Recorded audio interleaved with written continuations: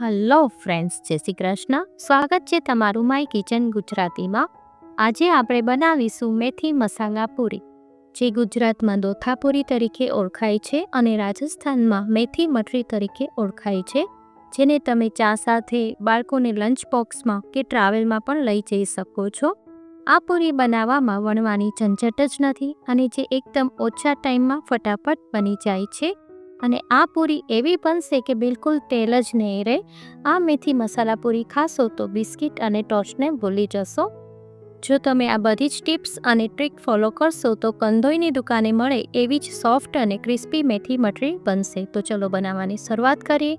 જો તમને આજની રેસીપી ગમે તો લાઈક કરજો, વધારેમાં વધારે શેર કરજો અને માય કિચન ગુજરાતીને સબસ્ક્રાઈબ કરી દેજો અને બાજુમાં આવેલા બેલ આઇકનને પ્રેસ કરી દેજો, જેથી આવનારા બધા જ નવા વિડીયોનું નોટિફિકેશન તમને મળી જાય.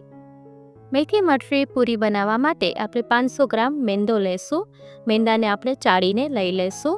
અહીંયા અમે મેંદાનો ઉપયોગ કર્યો છે. માર્કેટમાં આ પૂરી મેથી મઠરી મેંદાથી જ બનાવવામાં આવે છે. મેંદાથી એકદમ ક્રિસ્પી બને છે. જો તમને મેંદો પસંદ ના હોય તો તમે ઘઉંનો પણ યુઝ કરી શકો છો. હવે એમાં આપણે થોડા ડ્રાય મસાલા ઉમેરીશું. 1.5 ચમચી મીઠું લઈશું. ત્યારબાદ 1.5 ચમચી આપણે મરી લેશું. મરીને આ ટાઈપના આખા જેવા રાખવાના છે, એકદમ થોડાક જ ભાંગવાના છે, આખા રે એ ટાઈપના કરીશું. ત્યારબાદ એની અંદર 1.5 ચમચી આપણે અજમો ઉમેરીશું. અજમોને આ રીતે હાથેથી એકદમ ક્રશ કરી અને પછી ઉમેરી દેવાનું છે. ત્યારબાદ એની અંદર આપણે 2 ચમચી કસૂરી મેથી લઈશું. મેથીને પણ આ રીતે હાથેથી ક્રશ કરી અને આપણે ઉમેરી દઈશું. આમાં થોડું મસાલાનું પ્રમાણ વધારે હોય છે, મેથીનું પ્રમાણ થોડું વધારે હોય છે, એનાથી ટેસ્ટ બહુ મસ્ત આવે છે. ત્યારબાદ એની અંદર આપણે 1 ચપટી બેકિંગ સોડા ઉમેરીશું. બેકિંગ સોડા ઉમેરવાથી પૂરી એકદમ સોફ્ટ તૈયાર થાય છે.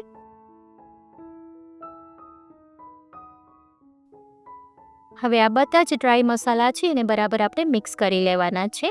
ત્યારબાદ આપણે 1 નાની વાટકી તેલ લેવાનું છે. તેલ આ નોર્મલ જ છે, એને એની અંદર આપણે ઉમેરી દઈશું. પછી આ રીતે બધા મેંદામાં તેલ એકદમ આ રીતે મિક્સ કરી દેવાનું છે.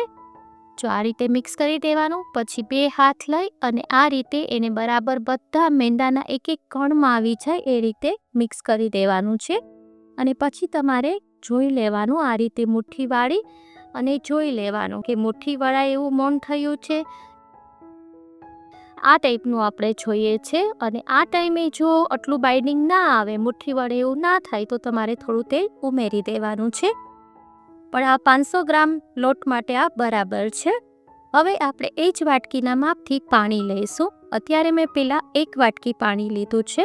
પાણી બધું એકી સાથે નથી ઉમેરવાનું, આ રીતે થોડું થોડું ઉમેરતા જવાનું છે અને થોડો થોડો આ રીતે લોટ બાંધતા જવાનો છે. જો અત્યારે મારે 1 વાટકી પાણી તો યુઝ થઈ ગયું છે, પાછી મેં અડધી વાટકી પાણી લીધી છે અને છેલ્લે હું તમને કહીશ કે કુલ કેટલું પાણી જોઈશે.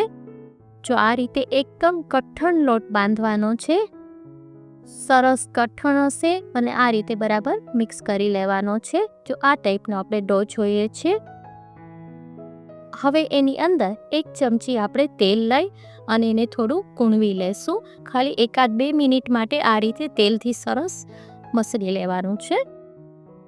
હવે જો તમને થોડો નજીકથી દેખાડી દઉં કે કઈ ટાઈપનો ડો જોવે છે. જો આ ટાઈપનો એકદમ ટાઈટ ડો બાંધવાનો છે, આપણે એકદમ કઠણ લોટ બાંધવાનો છે. હવે આ લોટને આપણે 10 મિનિટ માટે ઢાંકી અને રેસ્ટ આપી દઈશું. હવે કુલ આ બધો જ લોટ બાંધવામાં મારે 1.25 વાટકી પાણીનો યુઝ થયો છે.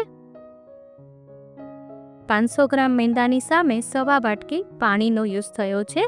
હવે આ લોટ જે છે 10 મિનિટ થઈ ગઈ છે. હવે એને આપણે થોડો એક સરખો થોડો મસળી લઈએ. લગભગ 1-8 મિનિટ માટે સરખો જ કરવાનો છે ખાલી. હવે એને આપણે એક સરખા લુવા કરવાના છે.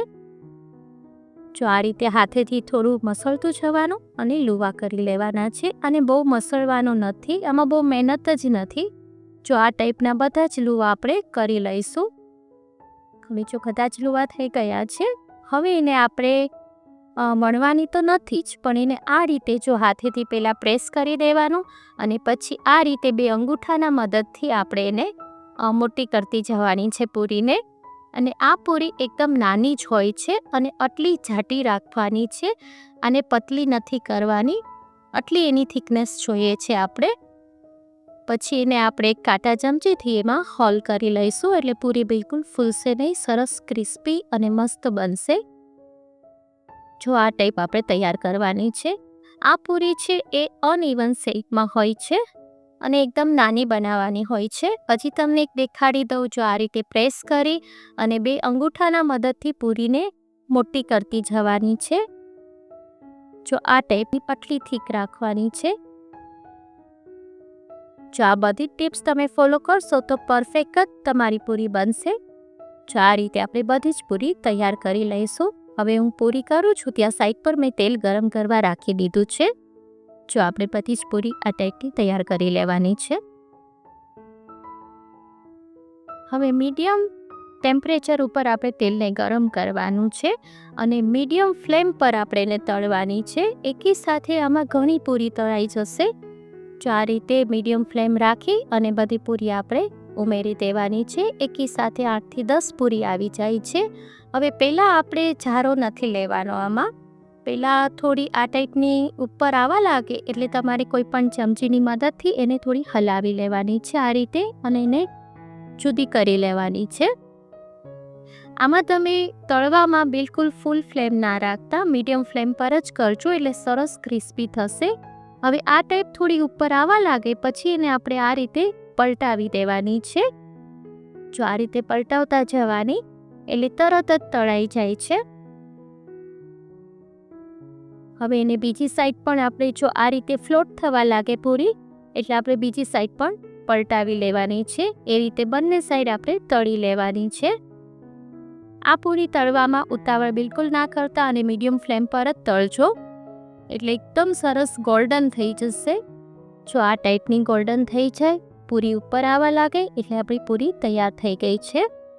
હવે એને આપણે લઈ લઈએ. જો આપણી બધી જ પૂરી આ રીતે મેં તળીને તૈયાર કરી લીધી છે. તમારે બસ આમાં થોડીક જ વાતનું ધ્યાન રાખવાનું છે. લોટમાં મોણ એકદમ મુઠ્ઠી વડે એવું આપવાનું છે.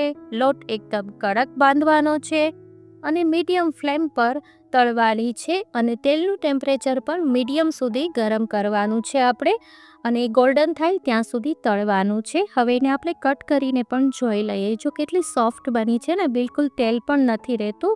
બસ આટલું વાતનું ધ્યાન રાખશો એટલે તમારી પૂરી એકદમ પરફેક્ટ જ બનશે. જો 500 ગ્રામ લોટમાં આપણે પૂરો ડબ્બો ભરાઈ ગયો છે. આને તમે ટ્રાવેલમાં પણ લઈ જઈ શકો છો. 2 મહિના સુધી આ પૂરી ખરાબ થતી નથી. જો તમને આજની રેસીપી ગમે તો લાઈક કરજો, વધારેમાં વધારે શેર કરજો અને સબસ્ક્રાઈબ કરવાનું ના ભૂલશો. ફરી મળીશું એક નવી જ રેસીપી સાથે. Till then bye bye.